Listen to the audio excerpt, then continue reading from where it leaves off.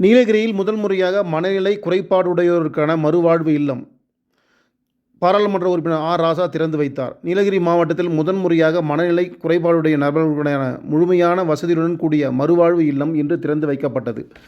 Emerald பகுதியில் இயங்கி வரும் மருத்துவமனை வளாகத்தில் அமைக்கப்பட்டுள்ள இந்த மையத்தை நீலகிரி நாடாளுமன்ற உறுப்பினர் ராசா மற்றும் தமிழ்நாடு அரசு கொறடா ராமச்சந்திரன் ஆகியோர் இணைந்து தொடங்கி வைத்தனர். மாவட்டத்தில் இது முதல் முறை தனித்தனி பிரிவுடன் மறுவாழ்வு மையம் அண்மை தொழில்நுட்ப வசதியுடன் உருவாக்கப்பட்ட இந்த மையத்தில் ஆண்கள் மற்றும் பெண்கள் என தனித்தனி குடியிருப்பு கட்டிடங்கள், பயிற்சி பெற்ற மருத்துவக் குழு, நாட்பட்ட சேவைக்கான செவிலியர்கள், நபருக்கு ஏற்ற சிகிச்சை மற்றும் ஆலோசனை வசதிகள் என அனைத்து உளவியல் மற்றும் சமூக வருவாய் தேவைகளையும் பூர்த்தி செய்யும் வகையில் இது சிறப்பாக அமைக்கப்பட்டுள்ளது.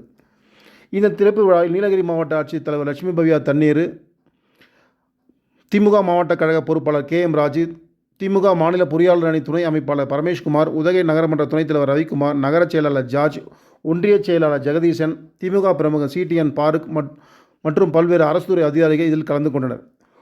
உதகையில் 2.17 கோடி மதிப்பில் அறிவியல் பூங்கா ராசா ஆய்வு. மத்திய பேருந்து நிலையம் அருகே 2.17 கோடி ரூபாய் மதிப்பில் கட்டப்பட்டு வரும் அறிவியல் பூங்கா பணிகளை MP ராசா நேரில் பார்வையிட்டு ஆய்வுகளை செய்தார். மக்கள் மற்றும் மாணவர்கள் பயன்பெறும் வகையில் உருவாகி வரும் இந்த அறிவியல் பூங்கா விரைவில் பொதுமக்களுக்கு திறந்து வைக்கப்படும் என அதிகாரிகள் தெரிவித்தனர்.